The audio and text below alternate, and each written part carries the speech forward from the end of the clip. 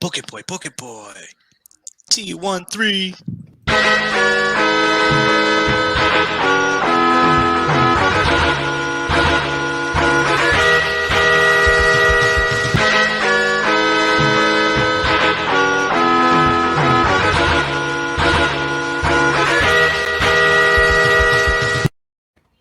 Welcome to Book It, a wrestling podcast where we book and revisit your favorite wrestling storylines.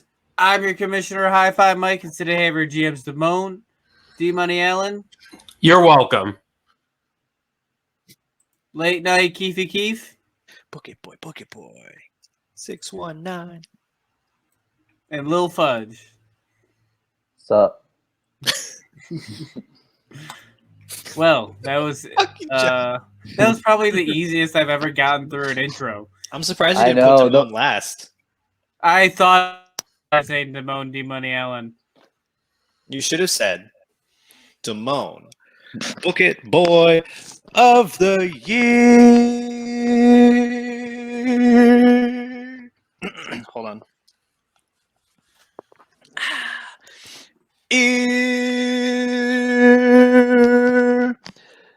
Allen.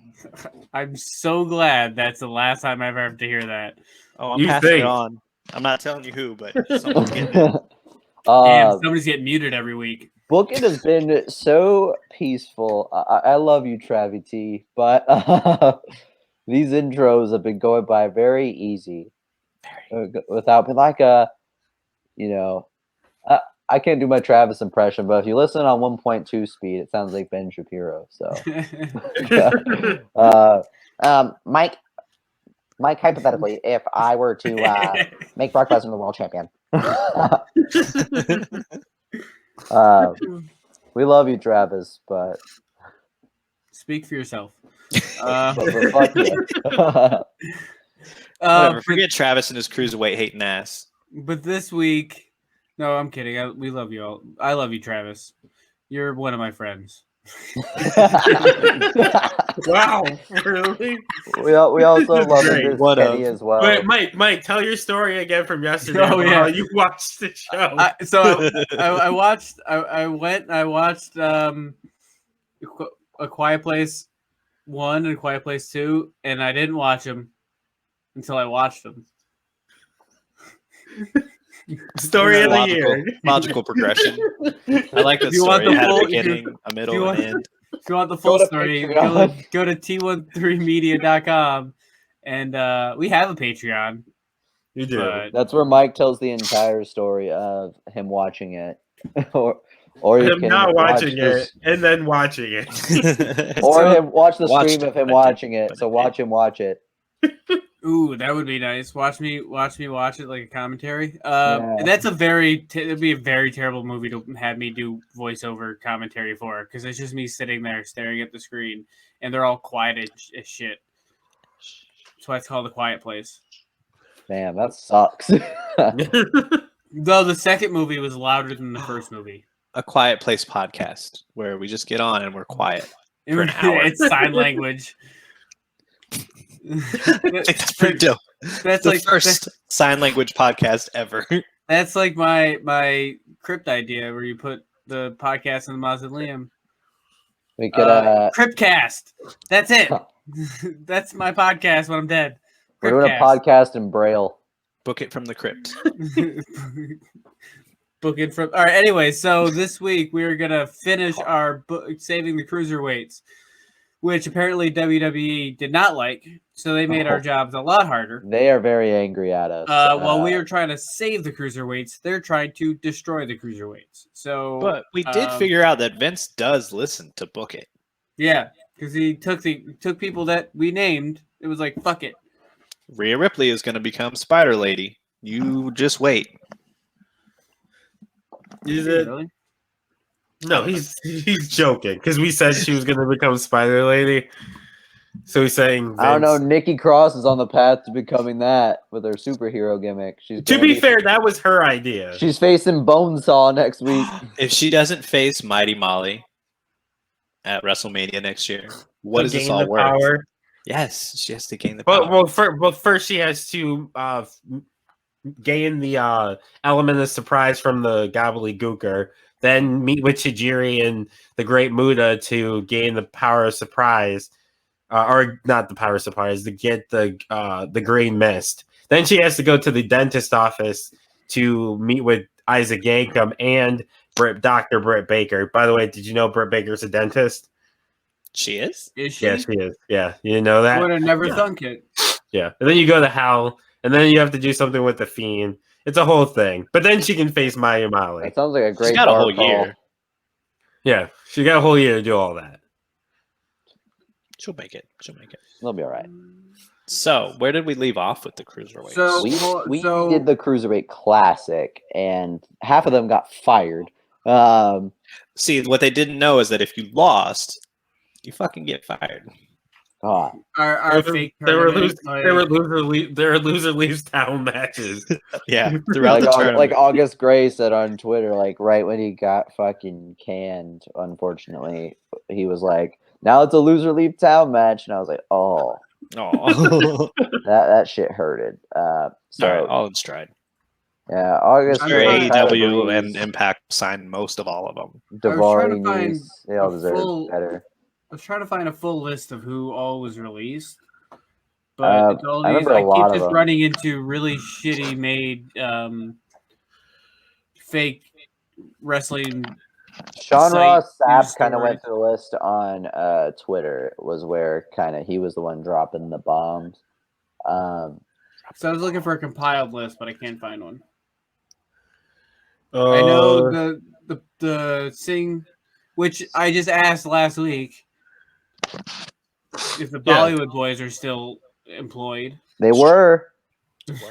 They were, yeah. Tyler Breeze, I know Tyler Breeze So Killian and Dane, Fandango. it was Killian Dane, Kurt Stallion, August Gray, Marina Shafir, the Bollywood Boys, Tyler Breeze, Fandango, Arturo Rujas, Travis's favorite, Tony Nese, Arya Davari, Everrise, and then that was from this most recent one. And honestly, that's terrible. Like I feel, I mean, I get they're trying to cut some people loose, but at the same time, stop. Well, to be fair, they kind of got- have too many people. Okay, still. but they don't need to get. They should. I don't care. They should not have got rid of Fandango. I was gonna say, I feel like Or you're just Tyler upset about Breeze. who it was. Yes. To be And fair, they they go weren't Tyler really Breeze. doing. They weren't really Okay. doing anything. So they make him do something. Put him in a storyline. Push him to the moon.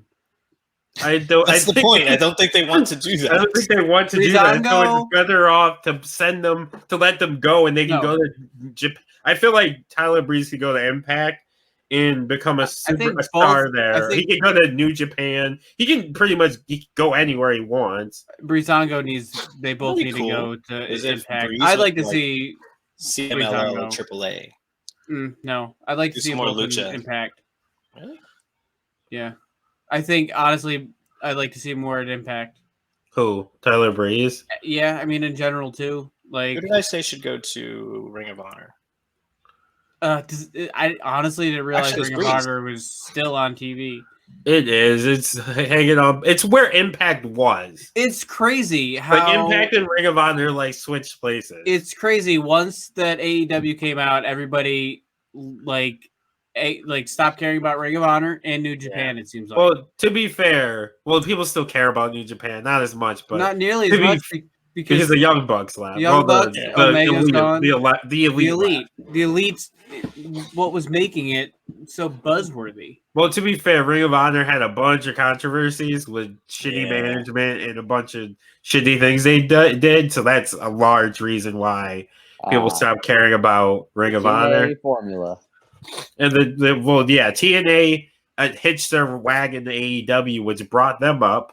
Yeah. So honestly, Ring of Honor is where Impact was like 4 or 5 years ago, where no one gives a shit about it. It's like, oh yeah, they still exist. You know what I was really upset about? WWE 2K20. Nobody made a Chris Bay downloadable character. That's what for you to do.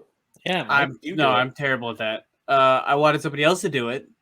To be fair, I don't think anyone plays WWE There are 2K20. I was able to download every other person on our Book Adverse or whatever, except for Chris Bay. Well, isn't he like the newest person that we Yeah. picked? What? Isn't He's he like like the the new? He's the most like Probably the recent newest, but still. Either way. Well, it's because that game's so unplayable. The amount of people, I think people like gave up. People pretty much gave up on it. WWE gave up on it because normally, like the 2K, the server, they would have turned off the server for 2K19. They would have turned it off already, but they did it because they were like, "Well, 2K20 is so fucked up. You all want to play 19 still. We'll leave that server except up." for when I made my 19 every. Like a thing for 19, it automatically deletes everything I do. I think that just might be your version of the game for it's some reason. well, that wouldn't make sense. Are you saving before you quit, Mike? Yeah, but like I turned it on the one day and everything was gone, and then I tried to fix it with my file and it wouldn't. You might need to delete it. But it also did it. on. It also did that to my 2K18 for was it 2K18 for my NBA game. I think it might. It's probably just 2K. It wouldn't up. It Sounds wouldn't. like a user error. It wouldn't update, and then it told me I couldn't play unless I updated. Well, 2K18 makes sense because they would have turned off the server. Well, no, not to play. NBA. Just to play. Yeah, because usually you have to have like an update. Okay, but that's their way of making you buy a more recent game. This is where video game it. Where we video game and re-video game your favorite that video AEW games. game looks lit. That's all I'm gonna say about video games. They're working with Ukes again. It looks great. And I'm not even an AEW mark. I have a feeling they're gonna do what they're doing and try to like appease that hardcore fan that says that the old games are the greatest, no mercy. I mean, Here Comes the Pain is the greatest. Yeah. Well, technically, it's not. It's 2K or not 2K. SmackDown versus Raw. 08 is what we decided was the greatest, but No Mercy's definitely up there. So if it plays like people still play No Mercy. Like there's updated creative wrestlers on there too. Like if you go online, you could probably find Chris Bay. How am I gonna go online with it? No Mercy. There's fucking mods and shit. It would be not with the actual like. I don't think that's possible. It's not a thing. Dork. Yeah, this is the Mike's Boomer moment. I have. There's a Nintendo like thing to plug in. All right, anyways, watching someone sneeze without hearing them sneeze is the weirdest thing to know. So, anyways, we're gonna go and save the Cruiserweight division, regardless of what WWE thinks. Yeah, where we left off last week was we did the Cruiserweight Classic, and we kind of organized it to where we would be building a star, but keeping enough guys who have big names in the tournament long enough to be a draw. So that ended with the finals of Finn Balor versus Ricochet, where Ricochet won the match. And as we saw on Raw this week, IRL, great decision, because if you want spots and shit like that to be what runs your division, you want what you saw on Raw yesterday. And John Morrison was a nice touch. Both ideas of mine. Thank you. This comes out on Friday, so not yesterday. Not yesterday, but on Monday Night Raw this week. It's a Midwest thing. We just say the other day. The other day, yeah. Well, that's what I do. I just say the other day. Anyways, I'm not too far south for Midwest. I don't know. But we saw Ricochet and John Morrison put on a clinic, and we decided the direction we were going to take Ricochet, our new Cruiserweight champion and face of the division, is to have him begin a feud with Seth Rollins. Because remember, we're not doing a 205-pound weight limit. We're doing 225 as they did it in the SmackDown versus Raw games and in the Cruiserweight division of the mid-2000s, where any cruiserweight or light heavyweight under 225 pounds could compete for the Cruiserweight Championship. So, by the way, congratulations to Seth Rollins and Becky Lynch. They got married today. Congratulations, then. Today. I thought they were already married. No. Well, No, it'll be 3 days ago when this airs, so you gotta say the other day. The other day. So we are going to book the storyline and feud leading to their big match, and we want to make this title look legitimate, desirable, like it matters. And this is not on NXT. This is not. I mean, they're probably gutting the show in real life, but there's not going to be a 205 Live show, or it's not going to be the focal point at least. We put it on Monday Night Raw. It can exist, yeah. It's gonna be. They're gonna be on Raw because they have the third hour, but it's not. They're not gonna be pigeonholed. These wrestlers are gonna face other wrestlers. They're gonna have feuds with other wrestlers. Dominic and Ray can face anybody, or who's also working here. Dolph Ziggler can face anybody. Cedric. We could also pull Samoa Joe and just rehire people. Yeah. True. But what I'm saying is that these wrestlers will be feuding for other titles, and even they'll be feuding with other wrestlers because in my opinion, what killed the Cruiserweight division in real life is they got pigeonholed to their own show with one belt to go after, only wrestling the same 10 people, and it just kept them from getting over. It kept them from developing, and only gets stale after you've seen the same people wrestle 72 times. And no matter how good it is, no matter how good it is, and trust me, on 205 Live, not even management was watching. The guys are coming out and saying they're putting on bangers, but there was no place for the storylines to go because you had your 5 heels, you had your 5 baby faces, a few turns, and fuck him in IRL, but Jack Gallagher turned heel 4 times, in 205 Live, because they just had nothing else to do. And then he turned heel in real life. Yeah. And you just didn't have any compelling storylines outside of he wants belt.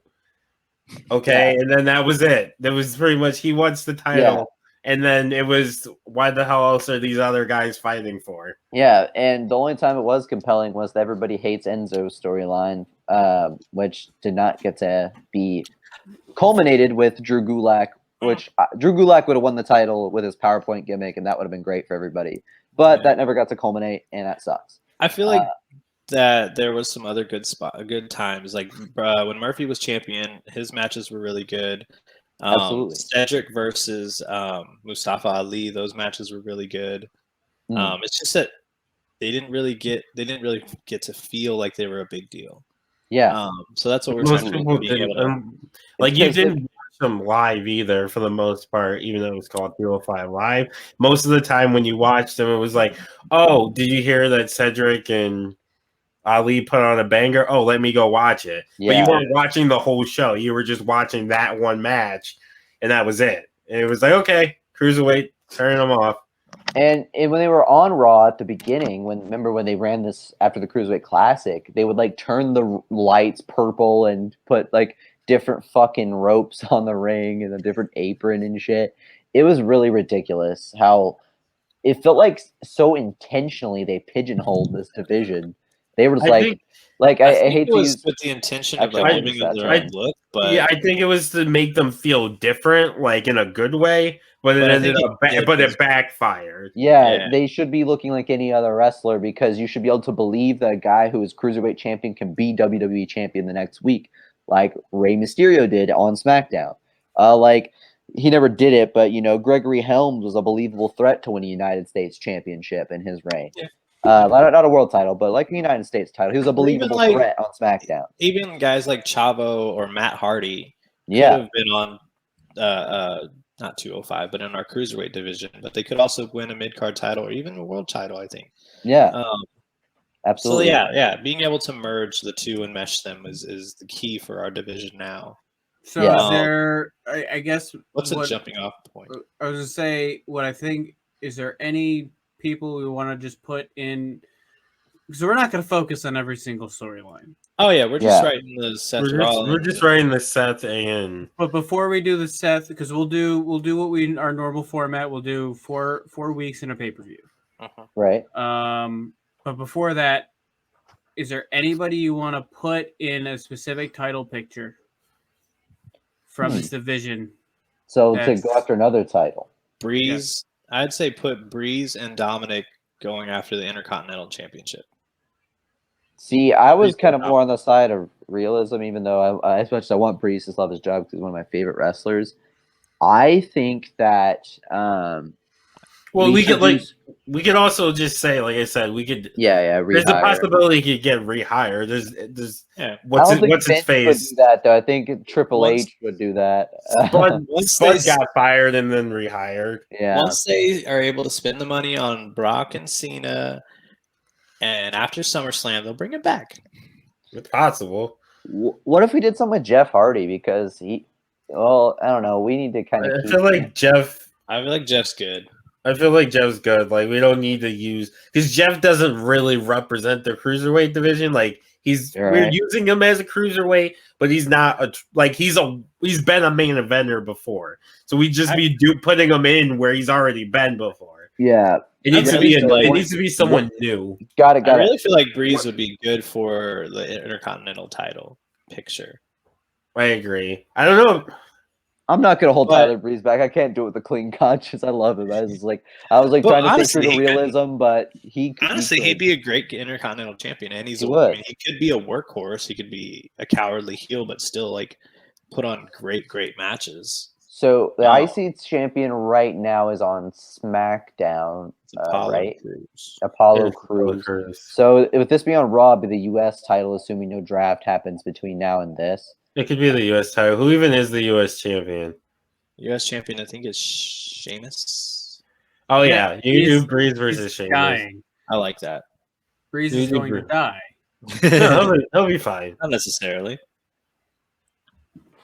However, I do feel like Breeze is better as a heel, but in this, I don't think he's going to be. Yeah. So there's also... are we going to have the Cruiserweight title be allowed to be competed for? Butchering that. I don't know how to spell SH. Is that going to be like a women's tag team situation where he can defend it on either show? What? The Cruiserweight? Yeah. Yeah. Yeah, I would say, because technically Seth is on SmackDown. I wouldn't outright say it, but I would say, he could pop up. I'm not going to interact with NXT at all with this, though, because I feel like the last thing we need is this feeling like a lesser title. So everyone in NXT is. We can imply that it could happen. I'm going to leave NXT alone. Yeah, it could be kind of like how they had the undisputed title, where it would be defended on both Raw and SmackDown. Lord knows we don't need any more belts. So let's go ahead and we'll go ahead and do week 1. We'll get into week 1. Also, I would say Ray versus Dominic is another storyline we have going. Yeah, for sure. Which we booked on the SummerSlam thing, but yeah, Ray and Dominic can be happening. Are we booking this into the future now? What do you mean? Starting right now, what's our end point? For when the Cruiserweight Classic ends. Right, but what pay-per-view are we ending this at? Just pick one. I'd say TLC. Okay. And have them do a TLC match. Because it's your last week, go for it. I fucking hate gimmick pay-per-views. But TLC with Ricochet and Seth Rollins? No, it would be really good, but I fucking hated being pigeonholed into a TLC match just to be a TLC match. That's why I asked. We could just make it a ladder match, and they use tables and chairs and shit. No. Okay. Right, so, no tables or chairs if it's not a TLC. All right. Okay, week 1. How do we want to start this? I think there's a belt presentation. Like they present him with, because we take away do we take away the purple belt? It's not been purple for like a year or longer. It's not. What is it then? They got a black strap since they moved it to NXT. Oh. Do we want to make a new belt or do we want to keep it as is? Just keep it as is. I would say the original, the classic. I was going to say we do a presentation of a new belt that's not purple, but it's already not purple, so fuck it. Okay. You have Hornswoggle presented to him. Yep. You want me to write that? No. I know you would. They do a belt presentation. Like I say, Triple H and Stephanie are out there. They present the title to Vince to make it a big deal. The McMahon family. Maybe even Shane. He's going to compete for it. He's in his Jeff Hardy disguise. And yeah, even I'm making them now. I'm making the joke now. Leading into it. Oh, Ted McMahon. Oh my god, this episode of Worded is wild. Here's the thing: the audio listeners don't know that's happening. So we have to fill the space. It's also going on Keep YouTube. Talking. It's also going on YouTube, so Keep people talking. will see it. It's It's a running joke at this point. See, listeners, you need to be watchers so you can see all of our typos and how bad we are at spelling stuff. So Triple H and the McMahons present the title to Ricochet, like they make a big deal out of it. You can even have it be like the main event thing. Yes, and Ricochet comes out like suited up, like dripping, right? Yeah. But then Seth interrupts it and says that he's been a Grand Slam champion. What's one more than a Grand Slam champion? A hexagon champion. I don't think so. A 7-sided champion. I don't think so. Just 1 inch of champion. He's done it all in his business. Yeah, but he's never been the cruiserweight champion. And like he talks down to Ricochet. Yeah, I want him to be a dick. Like I imagine him getting into the ring and like flipping his tie, making fun of the way he's dressed. Oh, and he's like, Seth is dripped like even better, right? Like he is right now. Like John, are you taking notes for next year? I tried to buy a suit that Seth Rollins actually wore because it was sold on like one of the apps I shop on, and like the day before I was gonna buy it, they just pulled the shit off, and I was pretty angry. I was about to go Karen on that fashion site. I was like, restock that shit, put it up. Don't try to buy your Seth Rollins off of Wish because you'll end up with the Young Bucks. Tries to buy Seth Rollins, gets Darby Allin. That's not even close. Exactly. That's wildly different.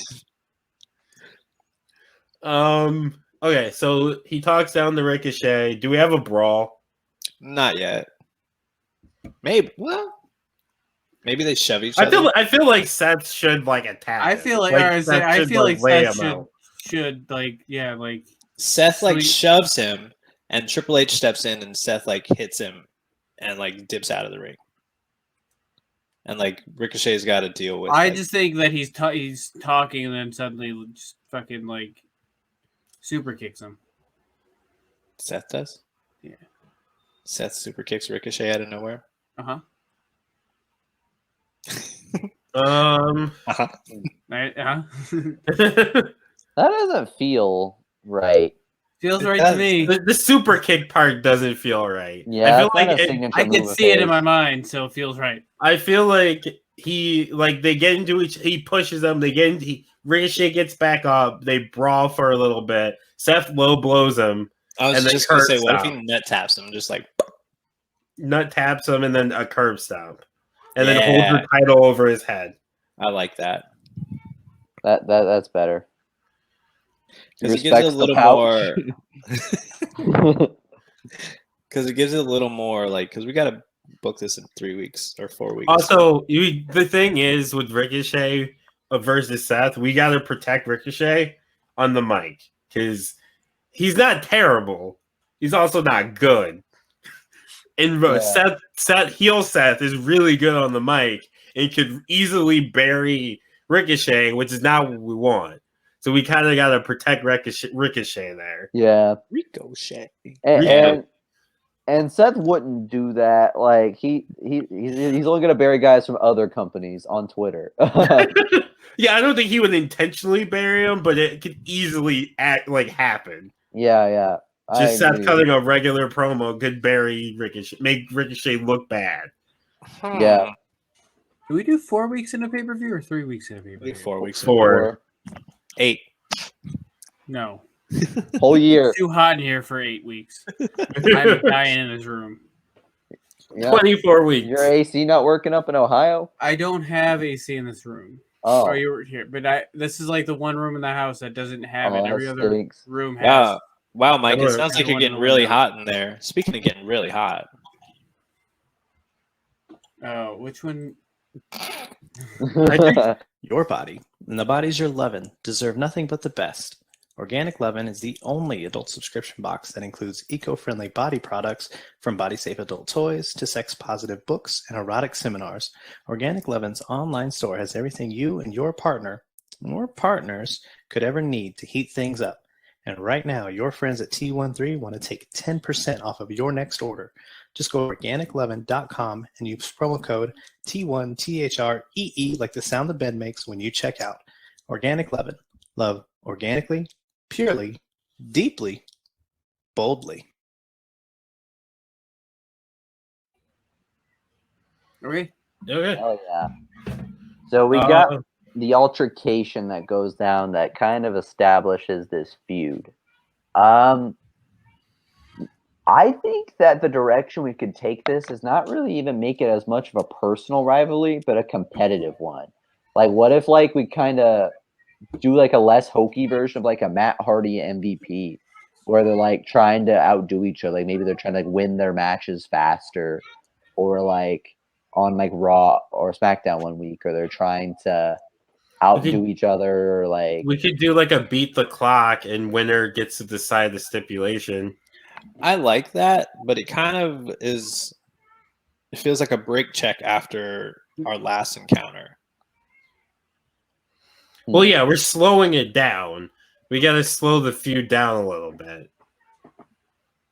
Do we? Do we?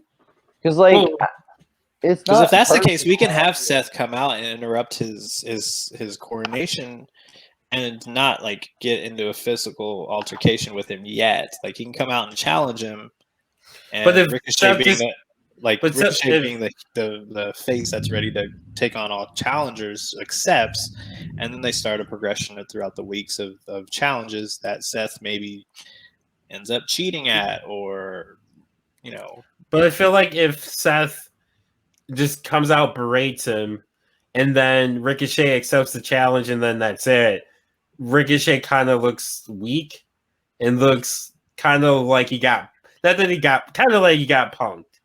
Like he pretty much Seth is saying you're a bitch. I'm gonna prove you're a bitch, and Ricochet's like, okay, we'll have a match, and then that's it. So what I'm thinking is because a lot of Seth Rollins feuds get really personal lately, like him and Cesaro, or like, and I just don't know if a personal feud works in a month. No, it doesn't need to be. It doesn't even need to be personal. I do agree with doing like you could have them doing like challenge, like Seth, like I got it. You have them do like challenges. And I know stuff. how we can set this up. That's why I mentioned the beat the clock. Yeah, here's how we can set this up. So Seth can come out on SmackDown the next week, cutting like one of his shit heel promos, like kind of how he does. Ricochet doesn't have to be there to respond because he's not on SmackDown every week. And Seth can basically say, I'm better than Ricochet. I can prove it. Maybe talk shit on like an indie darling, or like make a reference to like Will Ospreay or something. Like, I don't know. Him poking on the Ospreay tweet would be kind of funny. Well, plus Ricochet and Ospreay have history, so.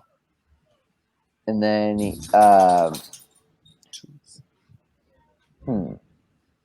like maybe, I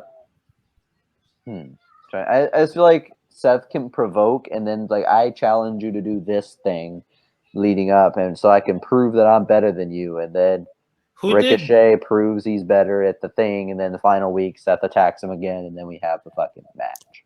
Who did Ricochet beat in the first round? The first round, go back up. Scroll up.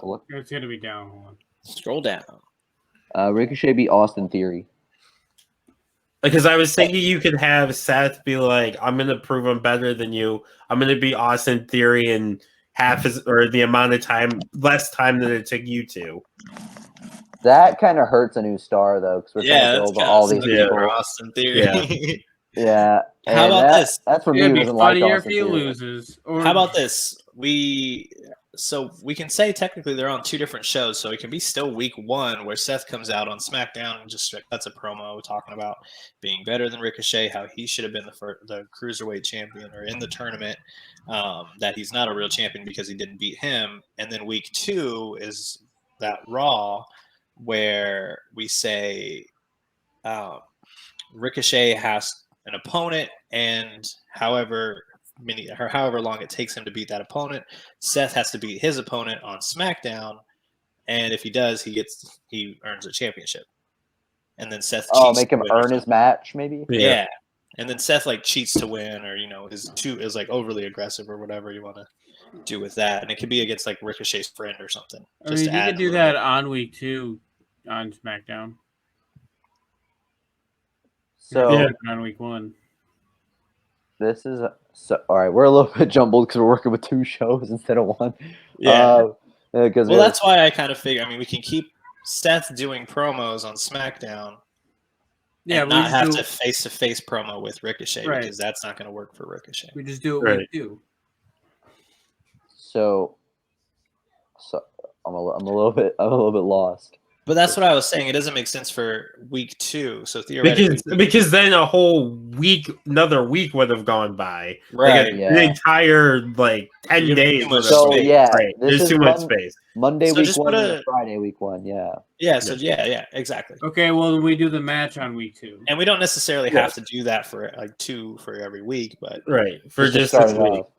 Yeah. He cuts a promo saying he would have won the tournament if he was allowed in it.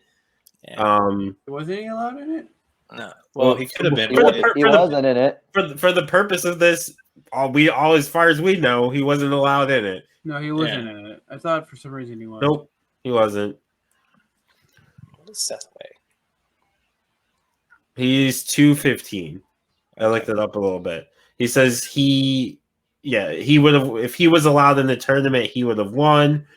Ricochet can't hold a candle to the drip god. Yeah. And he does the evil laugh. Of course. Because you have to. Yeah.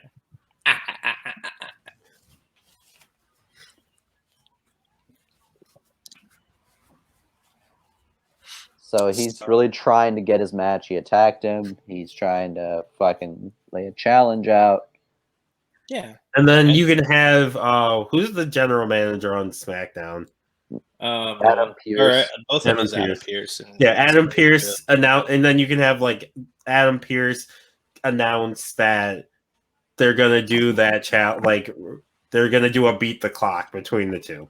I feel like Ricochet should throw down that challenge because we want him to be a confident champion. Yeah, on Raw he can respond. He responds. Seth, if you want to face me, you have to earn it. Kind of. You really think you're better than me? Prove it. He's he can be I beat Finn Balor, who's beaten you, or I've beaten this guy, or something like that. He can just bring up who he's beat because he beat Finn Balor and Adam Cole and Austin Theory. I had to win a tournament to earn my title. You have to win one match to win yours. Okay. And have Seth Rollins face somebody that kind of matters too, and not like Austin Theory who are trying to build up, but maybe Seth Rollins can face maybe Jeff Hardy, or he can maybe fucking face Adam Cole. Baby. That's a big name to put in the storyline, kind of. But that might hurt Adam. That would already done it all though. Adam Cole's gonna be fine. Yeah. But to be fair, Adam Cole would be new on Raw, so him losing this early would hurt him. I feel like Jeff could lose and it wouldn't matter. It was just hurt him. Yeah, because Jeff could go challenge for the title next week and nobody would care. Is there someone that's close to Ricochet? They did a thing with Cedric, but Cedric's been heel for a while. Yeah, and he turned on Ricochet. Roman, remember when Ricochet was with Roman for 1 week? I'm trying to think. Ricochet doesn't really have friends. He would be in Roman, the Cruiserweight Division. Yeah. So, Ricochet doesn't have to accept the challenge yet. Ricochet could say, Seth, you could face me on one condition, and that's that you earn your title match by beating me to beat the clock. I'll face an opponent tonight. You face one on SmackDown, and if you can do it faster, you get in. Yeah. Yeah. So Ricochet faces. Should we have it be to actually get the title shot? Because I feel like that's kind of heelish. To what? To be like, you have to beat this person to get a title shot at me. Well, he's not I feel saying like you have to do this. Like he's saying, if you think you're better than me, prove it. Beat your opponent faster than I can beat my opponent, and I'll give you the title shot. Well, I feel like making someone jump through hoops is heelish. Damone's got a point. No, I mean it's just a challenge. It doesn't necessarily mean he. But then, if we're doing the challenge, the whole point is to say he has to Then beat you the would challenge have to to say win. Seth would put the challenge out there, and Ricochet would. We could do that, and we could just do the stipulation. Like they're bet I going to could've have the won. match. I bet Seth says on his promos that week the first week, I could have beat any one of those guys in half the time it took Ricochet to beat them. There we go. That's what we need. That's what I. Did you say that? I said it louder. He said it with more alpha. I gotta go back because It's all good. We've kind of been a little jumbled with this just because the two shows and Yeah. how we want people to look. Because we got one guy who's weaker on the mic, and we got to make him a baby face, and It's hard booking baby faces. it is.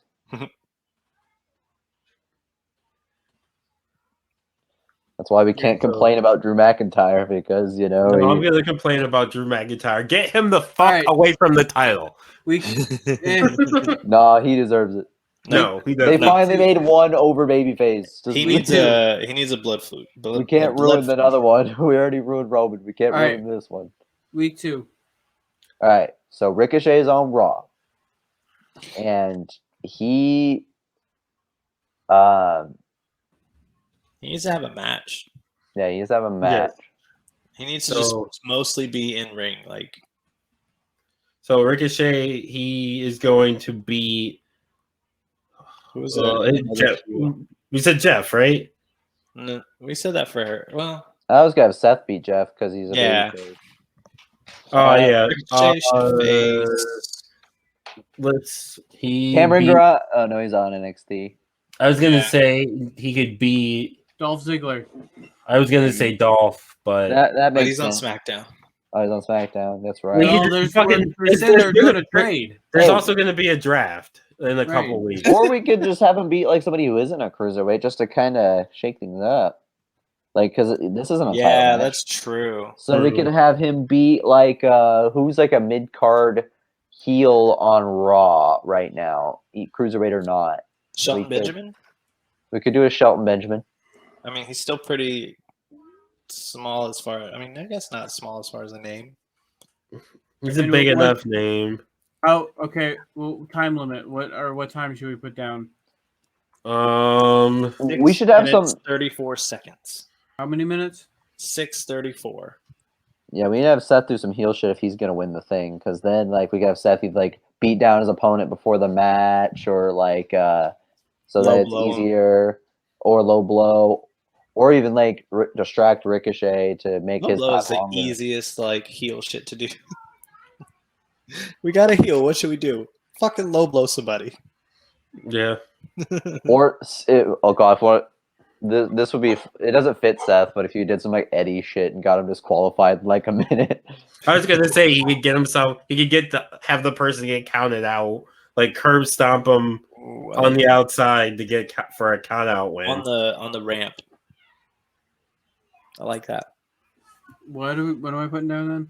So Seth beats Jeff Hardy. Beats Jeff. We could have Jeff Hardy coming out to the ring. Seth attacks him from behind, curb stomps him, and then gets in the ring, makes the referee count him out. No, they both have to get in the ring to be counted out. Or Yeah. Jeff like barely stumbles into the ring from Right. it, and like And- then Seth just hits him again and pins him. I like that. Oh yeah. He attacks him from behind. He stumbles his way into the ring. Seth, kick to the gut, curb stomp, 1, 2, 3. Bam. And then Seth wins in like 20 seconds. Like Right. yeah, like a minute. And then he cuts a promo saying, "I told you. See, I told you." And he just laughs. And just left. Okay. That's So good storytelling right there. I And then feel Ricochet like- needs to call Seth out after this because Seth's kind of being a piece of shit, and Ricochet has got to kind of tell the audience that he's being a piece of shit. I feel like we should put Ricochet on a show, like a Like talking smack. no, Miz not TV. talking smack. Yeah, I was thinking Or the Miz dirt TV. sheet with Miz and Morrison. Yeah, Because Yeah, I kind of like that better than I like Ricochet just straight up calling Seth out. Yeah. Like, I feel like I like him being on one of those shows because then there's someone else to bounce off of.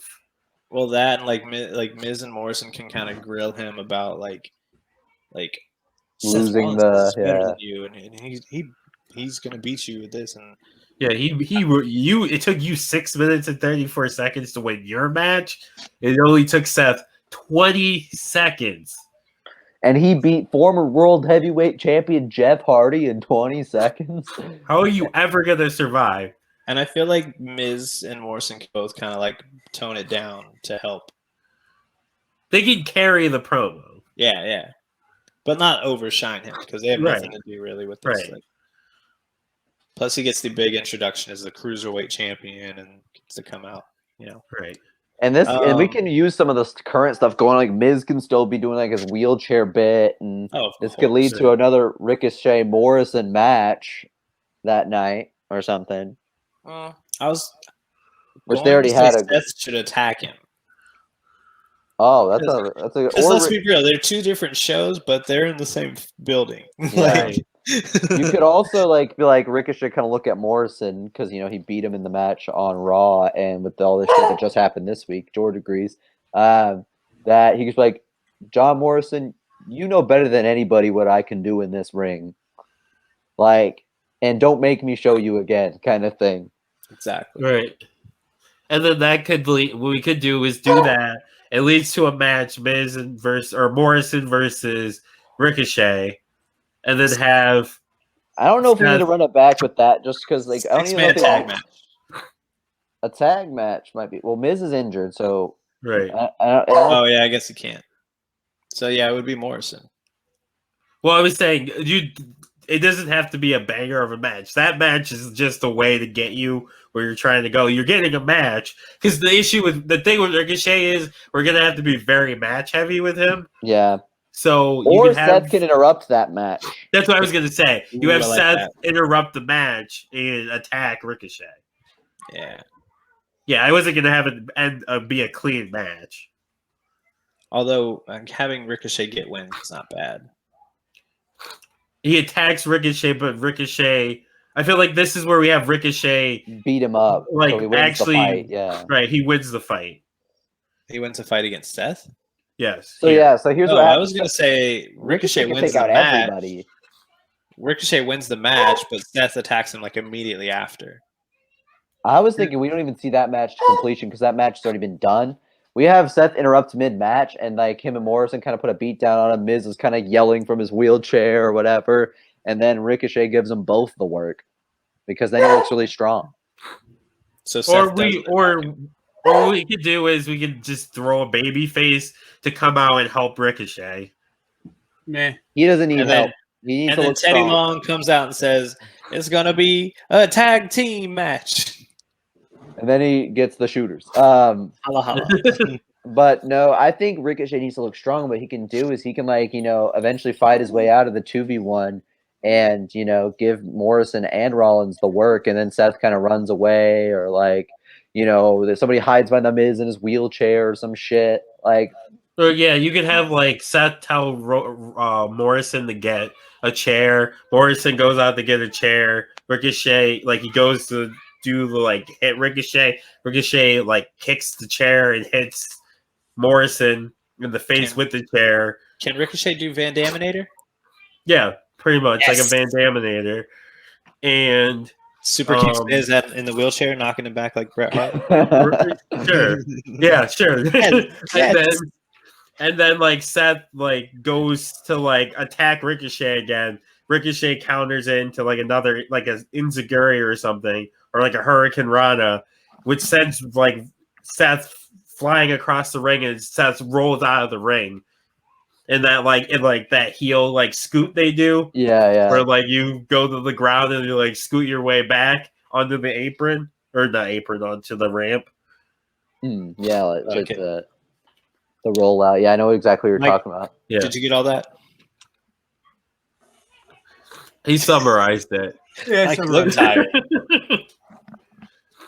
I summarized it. The audio listeners aren't gonna need to worry about that. And if you're watching on YouTube, you can just listen and see a summary. Don't watch with the sound off. You're gonna have a bad time. You're gonna have a bad time. If you're listening to a podcast with the sound off, I got news for you. Well, they're used to doing that from the episode Travis is here. So All right, so is that the end of this week? Yep.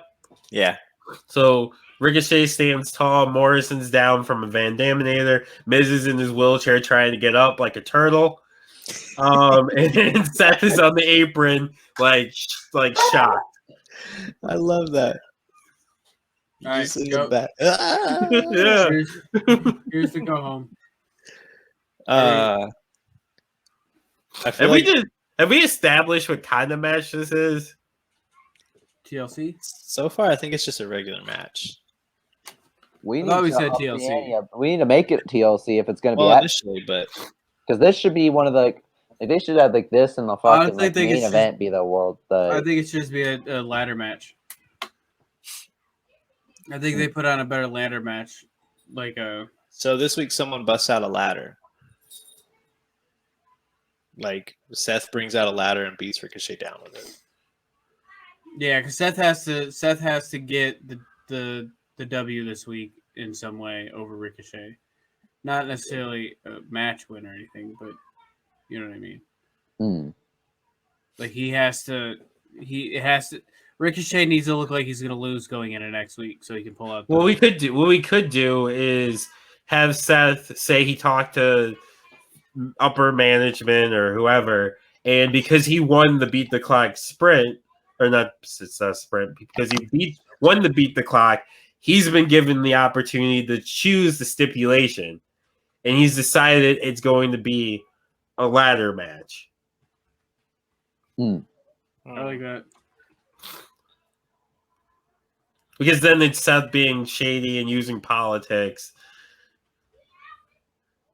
and being just an overall scumbag. I feel like challenging Ricochet to a ladder match is stupid. Well, Is of the heel, like of the Point. person. Well, it's also Seth being super cocky. right? Like true. I'm so good, I'm gonna beat you in your own type of match. Well, granted, Ricochet's not like a ladder match specialist just because he's a Right. high flyer. Like he hasn't had like 20 like Jeff Hardy or something or like Right. Rob How- Van Dam. Damn. Yeah, Seth Maybe has we need won to- Money in the Bank. He's more of a ladder match specialist by all accounts at this moment. Damn. I had a way we could make it a TLC match, but I don't think it would work. I just think it should be a ladder match. So we personally. got Okay. they choose the ladder match. Now, how can we push this story to where we need to get it? So I feel like Ricochet should show up on SmackDown and call out Seth. In a limo. Or like in a nice car. He gets out and he's like suited up. Yeah, I don't know about a limo. I feel this is weird. Limos feel Nice heelish. Yeah, I thought that after I said it, but I wanted him to feel like a big deal showing weird. Pulls up. It's weird that they made an entire type of car feel like a heel move. He shows up in a Cadillac. Have you ever been a nice guy in a limo? True. I think personally Ricochet would show up on a crotch rocket, but Sure. Shows up on the crotch rocket. He flies there. And he does, yeah, right? He just flips his way. He flips his way from Just town to continues town. He's back doing and Flips. he's doing donuts in the parking lot. Yep. He shows up in the nice car. And he goes to the ring and he calls out Seth.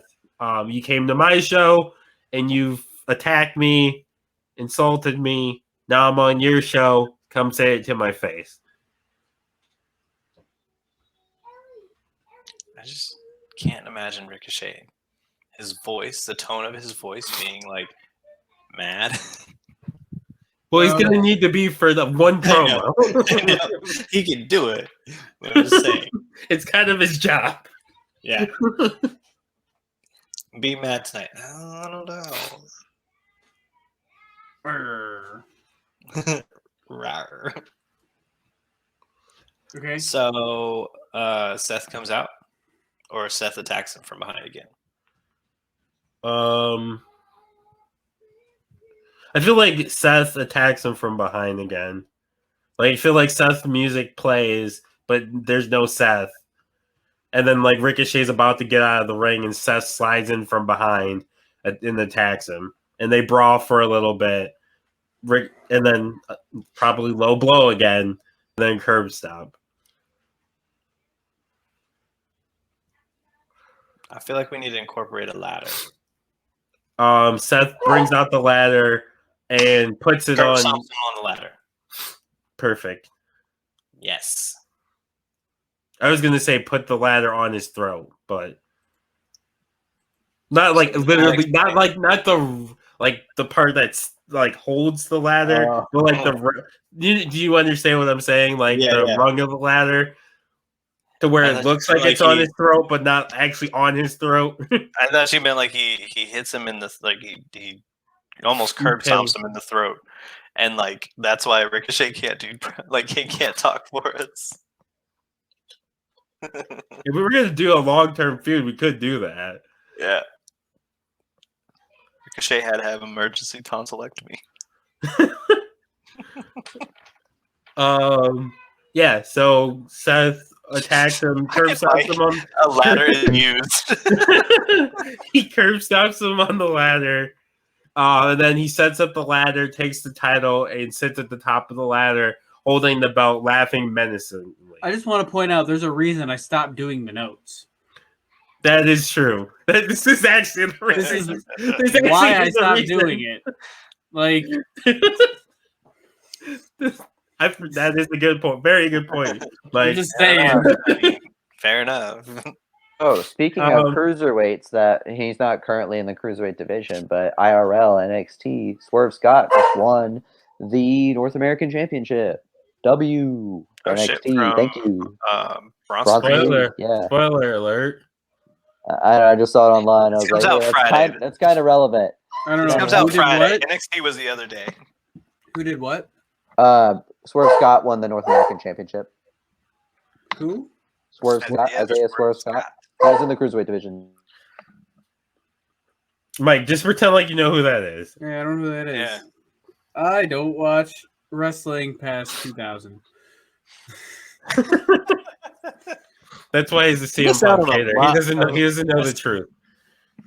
Anyway, I just haven't lately. That's all. So yeah, Seth. The go home show ends with Seth top of the ladder, holding the title on his shoulder, laughing menacingly. As Ricochet's down on below him. Ooh, Ricochet's stuck underneath the ladder, like he puts it on his waist. Anyway. So that's what I meant when I was saying he was on his throat. You could do it on his chest. It probably works better on the chest because it looks more like he's stuck. Yeah. Okay, so the actual match itself.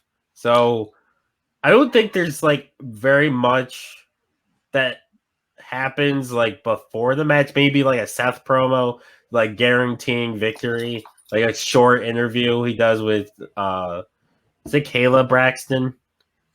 Yeah. Yeah. He does like a short interview with Kayla Braxton saying guaranteeing victory. Tony Braxton. No, that's the singer. You almost got me for a second. But I think that Ricochet should do a promo too. A short promo, short, passionate promo. Yeah, he's gonna prove that why he is the cruiserweight champion, and that the good guys don't always finish last. Yeah, that seems like something he'd say.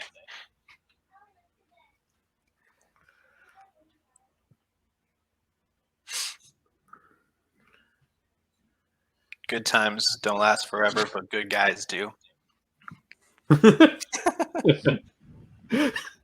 Yeah, and Seth cuts a promo guaranteeing victory, and he's gonna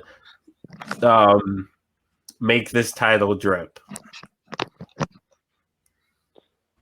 He's gonna add it to his collection of accolades. He's gonna save the Cruiserweight division.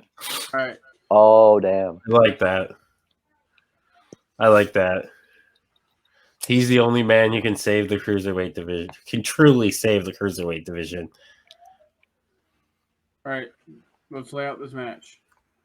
All right. So Ricochet comes out second, obviously. Champion always comes out second. They do the intros with the spotlight on the championship as the referee puts it on and it goes up. And I think this should be the opener of the show. Ooh. Or if you want to be really balls to the wall, I don't know if they do it for TLC. Make it the main event. I was gonna say you could either make it the main event, and that would really make a statement. And also, it's not like a big four. You know what I mean? So I feel like they would actually do that because I've seen. Because they've done it before. They've had the IC title close the show. Or yeah. I say you make it the main event because you have Seth, and then you have main event Ricochet. There we go.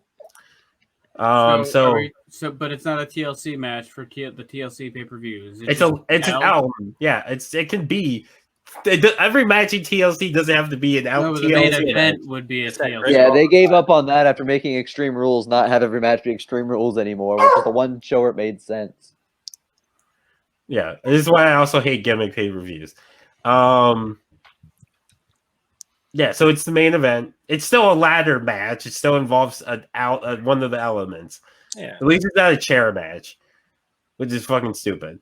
It was the worst idea ever. Okay, it's better than a stairs match. I agree. No, that's goat shit. That's ascended. No, you were right. It is goat shit. They should have made it to where you have they just fight on a big flight of stairs and really just trip people up like that. That's dangerous, and OSHA would never allow it. Hey, Brock Lesnar threw Zach Gowen down a flight of stairs that one time. Now that's a stairs match.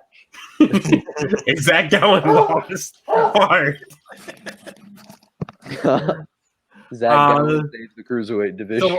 So I feel like the introductions end, and then immediately Seth runs at Ricochet, and that just balls to the wall.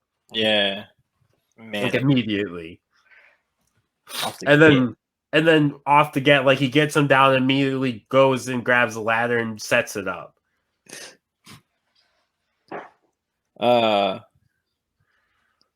Obviously, Ricochet stops him. Right. Yanks him down. I feel like we're going to see spots where Ricochet springboards off the ropes to the ladder. Or Seth springboards and knees Ricochet off. Yeah. I feel like we have a spot where Ricochet puts Seth through the announce table, jumping off of the turnbuckle through Seth.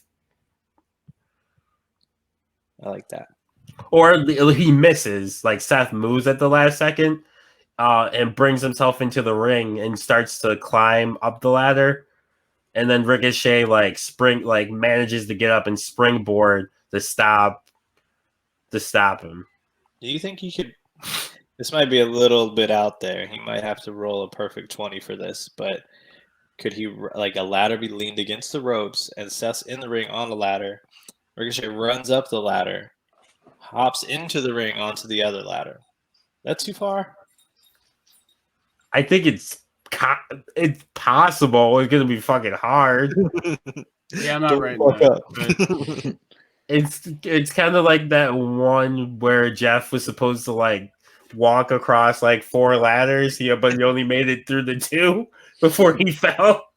I think it's one of those like it's good in theory. It sounds really good, but physics be fucking with us. I was hoping it'd be like Shelton Benjamin running off the ladder at WrestleMania and diving. I feel like you have that. I feel like you have that spot too. Yeah. Where like the ladder's set up that way, and then like Seth's up there, or have Seth do that to Ricochet, so that Seth can show off his athleticism. Like Ricochet's climbing up there, and then Seth out of nowhere like runs in and climbs up and clotheslines him off. We need some flippy shit for no reason. We need Ricochet to hit his finisher, the fucking 630. Right. The only Because problem is that doesn't make sense in a ladder match. it makes sense now. Unless he's pinning him. RVD hit a 5-star in every fucking ladder match. True. You're wearing your opponent down. You're wearing him down so he can't get up to stop you. He hits the 630, lands and rolls up to his feet and climbs up the ladder. Or we could do a 630, like, you know how there's that one might Mike be just tough. says Ricochet. You know what they could be do? They could be at the top doing the classic punching back and forth, and Ricochet gets the upper hand, pushes Seth down, looks at the title, looks at Seth, looks at the title, looks at Seth, and then does the Jeff Hardy stupid thing and hits the 630 instead. We could, to make it a little bit not as dumb. We could make it where he put the ladder on top of Seth and does it, though, from the top rope. Yeah, I could do that. I do like that. Yeah, I like that. Really like that more. I was gonna say Seth hits the belt and it's swinging and Ricochet can't grab it, so he just chooses to jump. But I like that better. Yeah, the one with the ladder is more memorable. I was like, if you want to make it make a little more sense, you could just do it onto a ladder, so it just hurts more. But yeah, we can do it. We could do it off the ladder. Are you doing it on the ladder or off the ladder? I kind of like it off the ladder. Yeah, let's go off. Let's go Yeah, off. because like Jeff Hardy did that all the time, where he had chances to win matches, but just decided to fucking jump anyway. It's true. It was a whole storyline with him and Matt too. It's still and then obviously they both eventually get back up. I feel like we should have it where like Seth gets the upper hand, is about to get the title, and then Ricochet does something fucking crazy. That's a good situation. But what's the fucking crazy thing he does? That's crazy. What if no, that's not a little bit unoriginal, actually. I was going to say, what if he springboards onto the ladder when Seth's about to grab it? Or I was going to say he springboards, and I don't fucking think he can springboard that high. I was going to say springboard to grab onto the belt itself. Like grabs I don't think physics are on our side with that one. No. Physics. It doesn't have to be super original. We can just have to where Seth's about to grab the title and Ricochet from the apron just springboards up, fucking decks Seth a couple times, or maybe like slams his head on the ladder, or like kicks him. If we had, so you know how when they shove the ladder through and it's like half into the standing ladder, yeah, there's one behind it. Yeah. So what if we have? I don't know how we would make this work. Where Ricochet like either Hurricane Rana Seth onto the ladder or suplexes him onto the ladder. Because Ricochet's strong too, I think is the thing that we can get across to here. Or well, Seth could be on the other side. He could be on the side where like you have the one laying, and they could be brawling, and then Ricochet could hit like a sunset flip. Yeah. What the fuck was that? Canadian Destroyer still doesn't win. A sunset flip, and then he pulls himself up and grabs the title.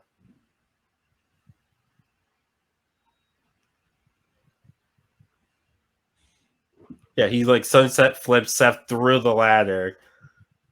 As they're dealing with that, Ricochet like barely like drags his body up and grabs the belt. I like it.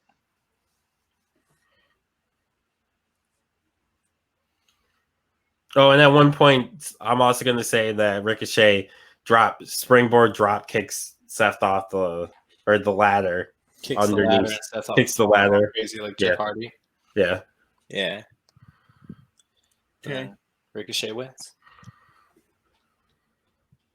Should we do a spot where Ricochet is like reaching for the belt and he grabs it, but like Seth moves the ladder And he's just dangling. Yeah. I like that. I feel like if we do that, though. Well, yeah, you could, and then just have like Seth use the ladder to ram Ricochet down. He doesn't win at that point. He doesn't win at that point. Like Ricochet's trying to kind of undo it because he's dangling at the same time, and Seth just puts the ladder back together and just bangs him and makes him crash back to Earth. Yeah, he bangs him. Okay. So then Ricochet wins. And confetti falls. Saved. Everyone's happy. Everyone's happy. Ricochet wins. And then he feuds with Chad Gable next. All right. Sounds good. That's the submission machine. Chad Gable. All right. I think that booking is in the books. That's got to be a catchphrase, but said with much more confidence in the future. Yeah. You said it like Ricochet would say it. All right. You got Little Fudge. Hit us with your plugs. No. Come on, hit us with your plugs.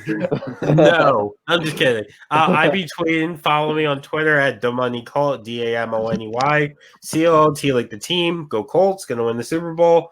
I tweet about football, basketball, wrestling, MMA, random thoughts that come into my head. TLC over Destiny's Child, by the way.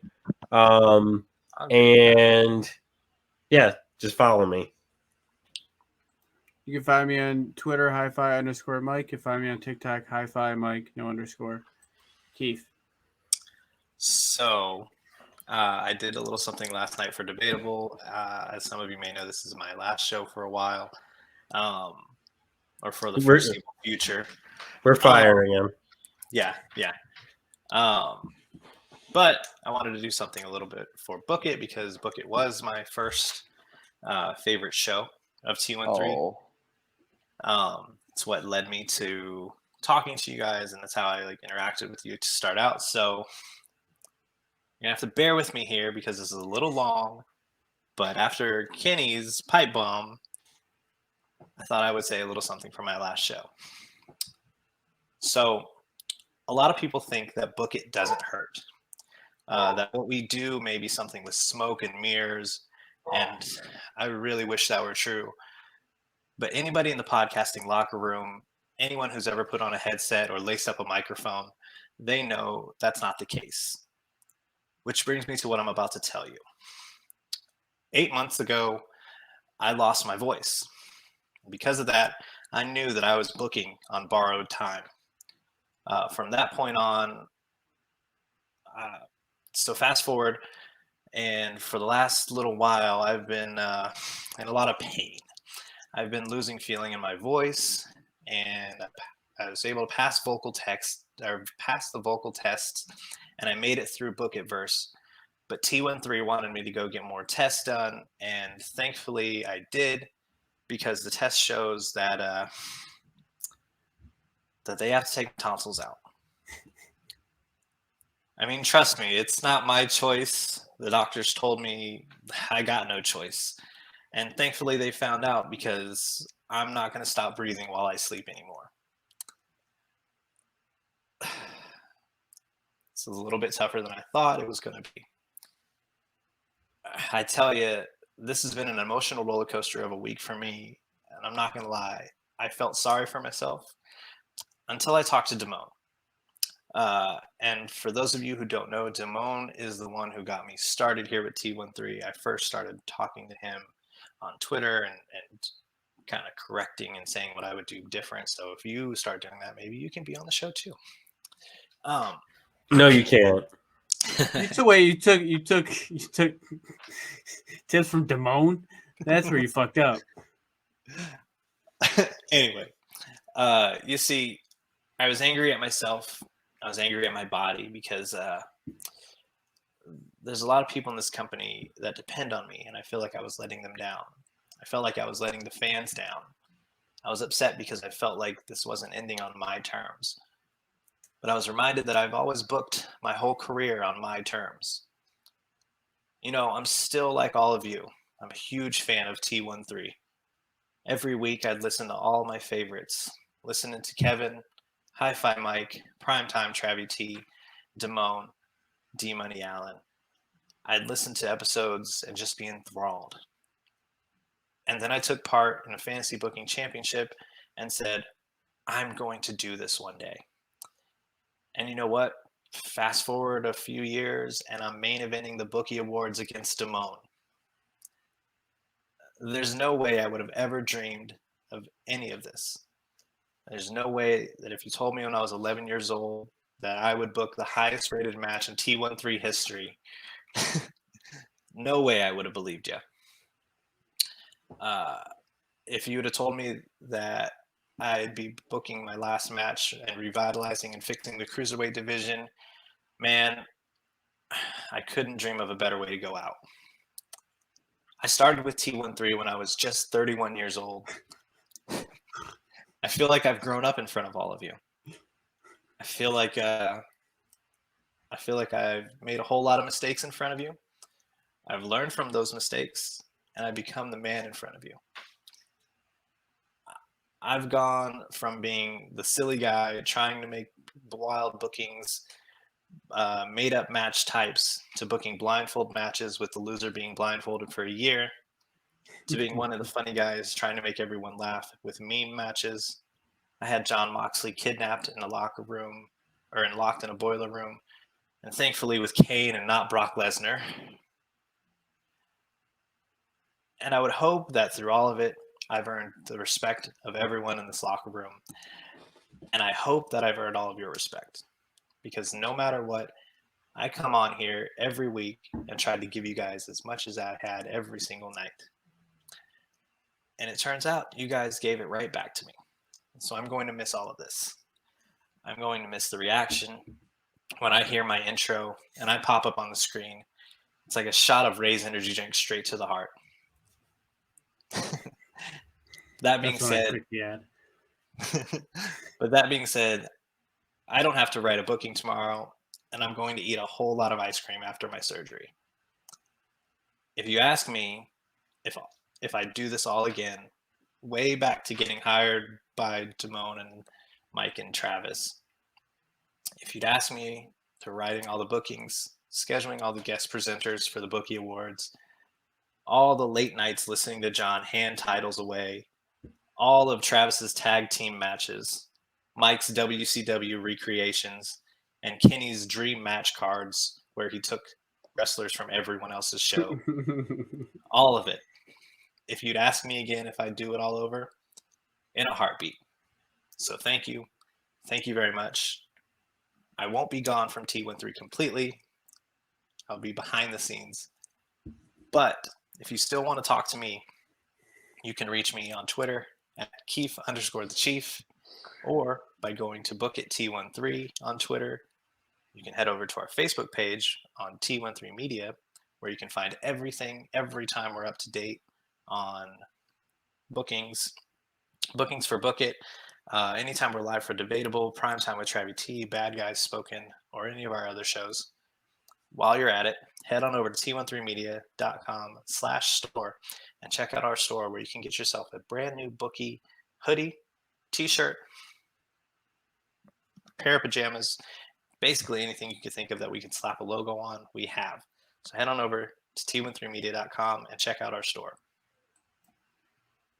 In case you think- didn't know, that was Edge's retirement. I couldn't. I Is couldn't it Edge? figure out. I didn't know if it was Daniel Bryan or I Edge. wasn't sure if it was Edge or Daniel Bryan. I was between those two. Everybody on Book It has a collector's cup, so there's no pipe bombs here.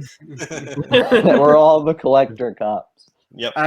We appreciate you, Keith, and we know you really won't be going anywhere in the long run. You'll be back. They always come. They back. always come back. It's like Travis T was like, I'm gonna retire from Book It, and then we start something cool. He's like, wait. Yeah. He'll be off for a week, and then he'll be right back here. Like, oh, I want to be part of that. And then 8 weeks later, Well, if John I can Cena figure out turns heel. Xavier Woods, like I So, want to, Keith, I'll be see back. you next series. yeah, I was saying, Keith, worst case scenario, you miss one series. You miss the next Book It first, you'll be back. I miss one What If series. Right. 1 8-week John Cena goes heel series. It was a great series. It was a great series. Listen to that. I think I wrote a very good John Cena goes heel with my NWO. But that is Book It. See ya. Bye.